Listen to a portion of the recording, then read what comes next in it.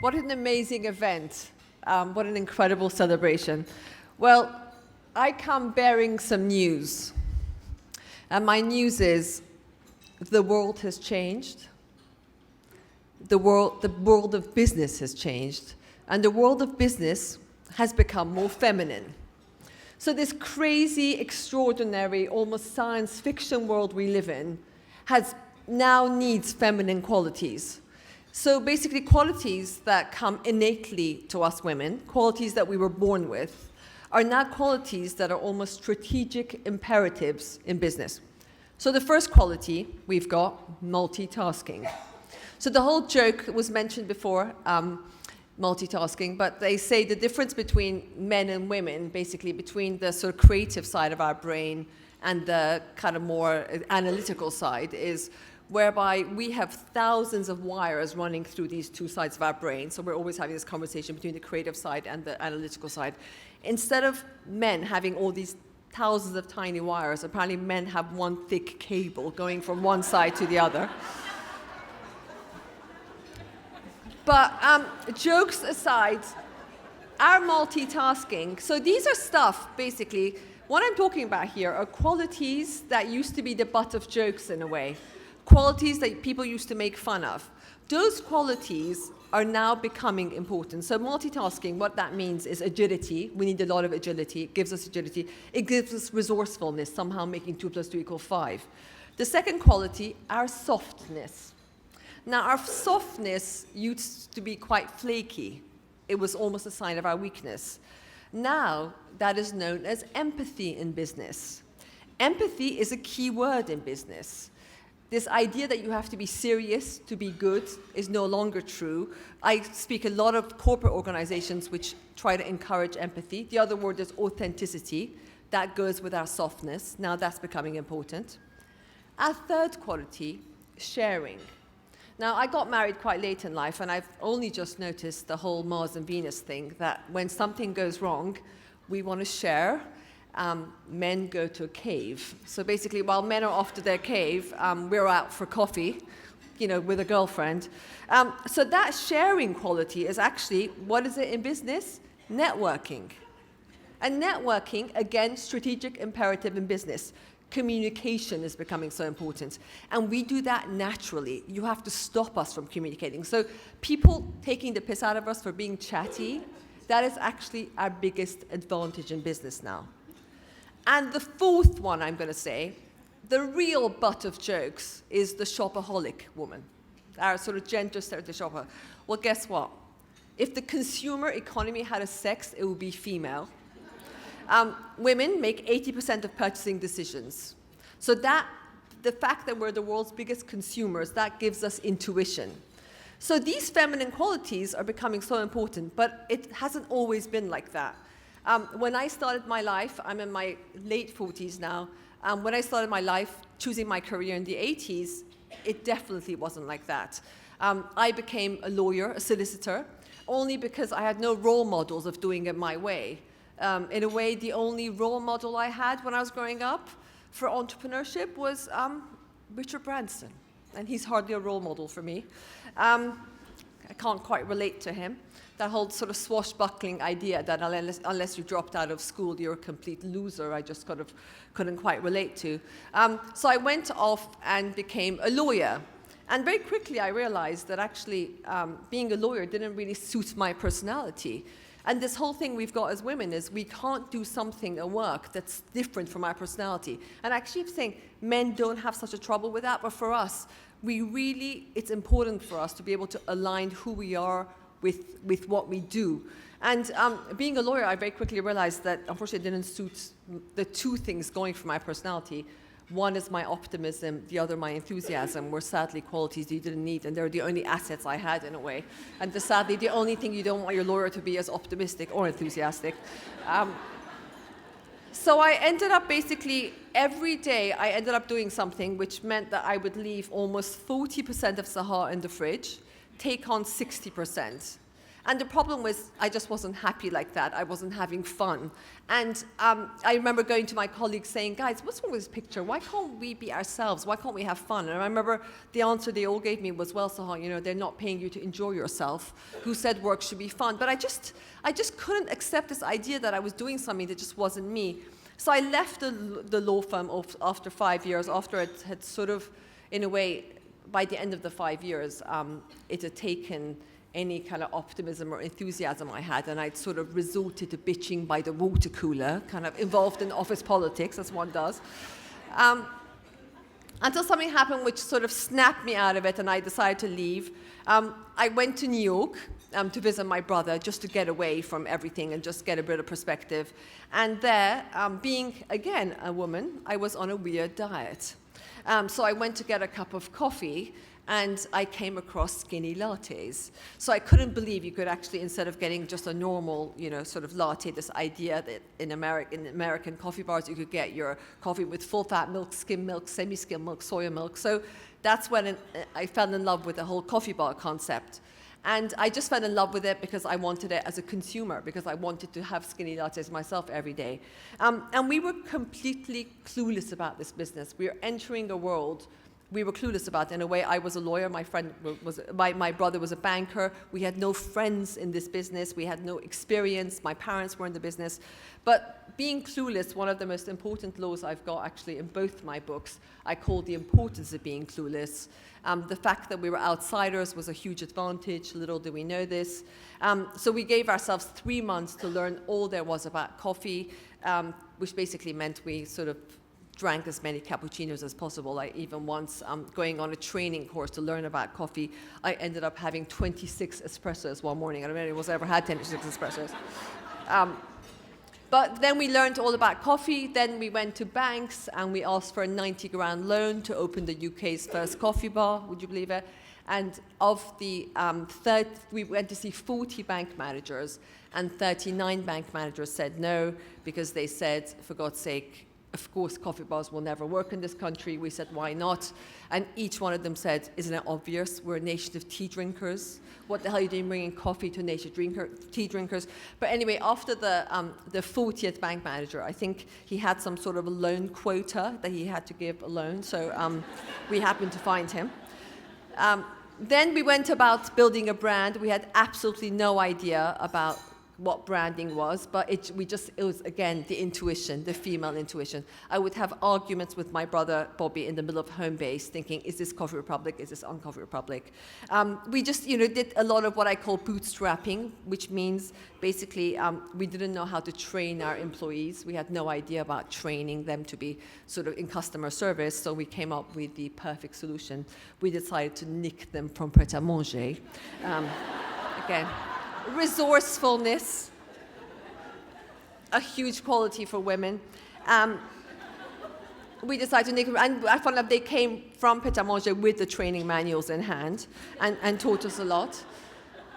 Then after all that, and literally baking the muffins ourselves, to be honest, no one ever made muffins at that time, if you think about it. I went to all the muffin bakers and I said, listen, in America, they've got these wonderful muffins. They've got blueberry muffins, fat-free muffins. And every single baker in the country said to me, sorry, love, the only muffins we've ever baked are yellow, and the only thing they've got in them are raisins. And no one's asked for anything else. So we ended up baking it at home, and I got more parking tickets delivering the muffins. But anyway, we somehow made it happen. And we opened the doors to the first store. That was in November 1995. We opened the UK's first coffee bar chain of this new style. And people think overnight success. Well, I don't believe in that myth of overnight success. My motto in life is it takes 15 years to become an overnight success. People just somehow don't tell you about the 15 years of hard slog that went into it. And there's that, again, slightly male myth of the night before, which is just absolute rubbish. So when I say no one came in, when we first opened, our break-even sales were £700 a day. So we had to make sales of £700 a day. But every single day for the first 6 months, we were making only £200 of sales a day. And when I say £200 of sales a day, I'm discounting my mum, who's coming in drinking as many cappuccinos as humanly possible. So without my mum's excessive coffee consumption, we're making much less. But we didn't give up. Why? Because I suppose in a female way, I was a consumer myself. and I just believed in it, and I thought if why would you ever go back to and have a horrible cup of sort of brown sludge in those polystyrene cups? And really thinking like a consumer, being clueless, just, doing very much like that. We sort of in a Blue Peter way, in a way, we built this company up to 100 stores. But after we got to 100 stores, suddenly we had a big company. We had thousands of employees. We had a head office. And then they told us, okay, well, you can't run this business, as a sort of startup. You've got to hire people.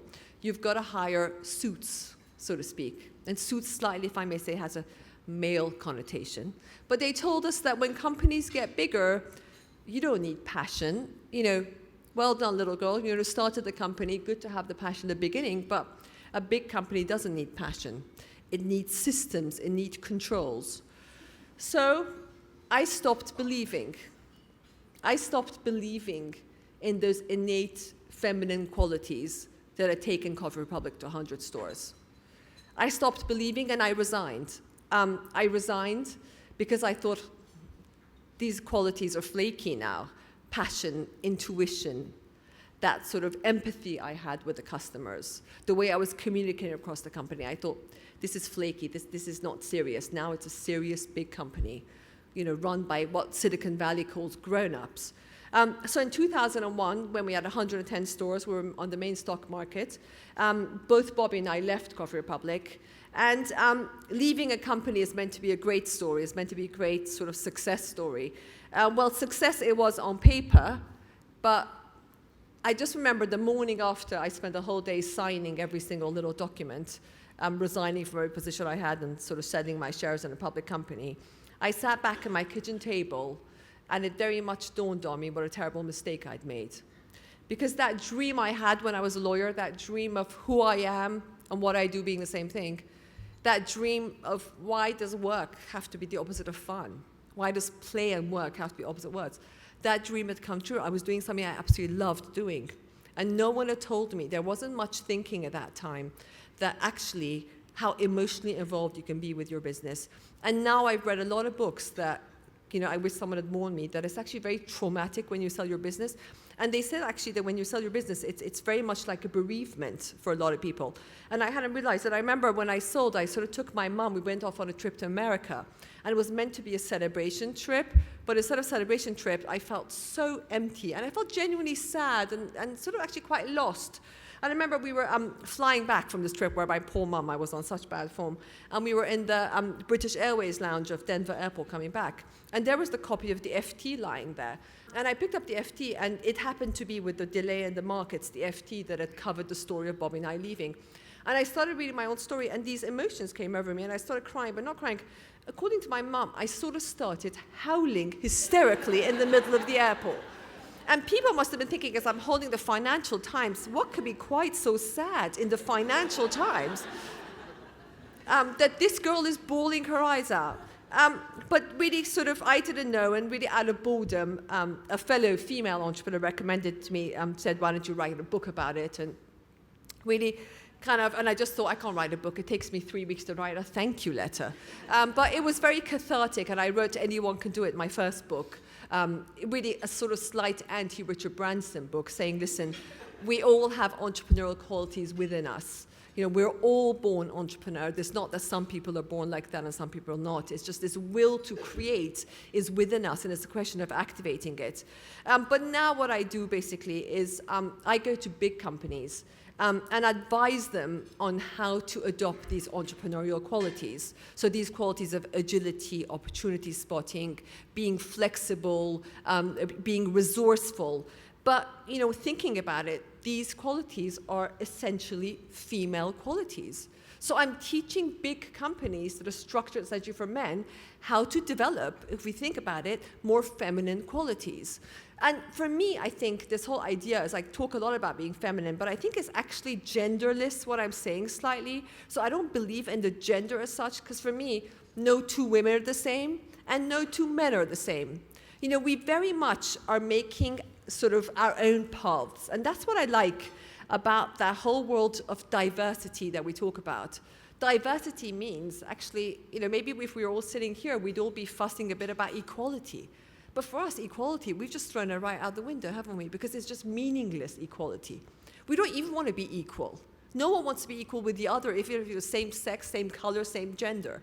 So the question is embracing diversity. And that's what we've got to use, these skills, whether or not we're startup, all these incredible women starting up, but also we have women here doing not-for-profit stuff. We've had women in big companies, women in small companies. So these are qualities that everyone needs to survive and thrive. But these qualities that are our huge advantage, these qualities are innate to us. There's just one quality we don't have as women. I think there's one quality we're not born with. And do you know what that quality is? Self-belief. I think it's the only thing that is not innate to us. And people often ask about self-belief. They ask me, did I have self-belief? I didn't have self-belief. Self-belief comes from doing, in a way. Self-belief comes from doing. Self-belief comes from seeing all these examples, having examples. And so my sort of slight motto about self-belief is you sort of almost start with 1% and then you do more and then you have 2% and eventually after 3 months, the way I see it, it's kind of almost that's how self-belief develops.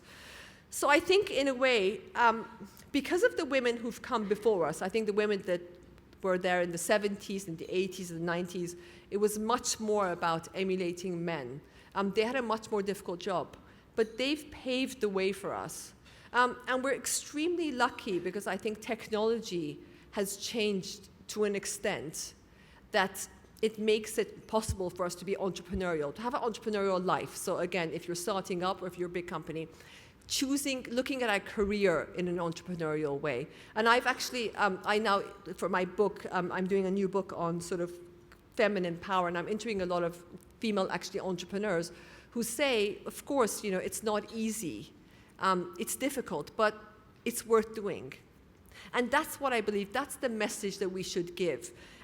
To our daughters, to the future generation coming, what we should shout from the rooftops is, this is our time now. This is our moment. And for me, this female power, and this is the essence of what we're celebrating today, we are so fortunate to be here in the prime years of our lives at this time. Let's not waste this opportunity. The moaning, the whinging, that whole glass ceiling debate for me is so over. The world of work is turning our way, but the onus is for us to take advantage of that, to have role models, to speak about it, to shout about it. This is the new women's movement. Thank you very much. Thank you.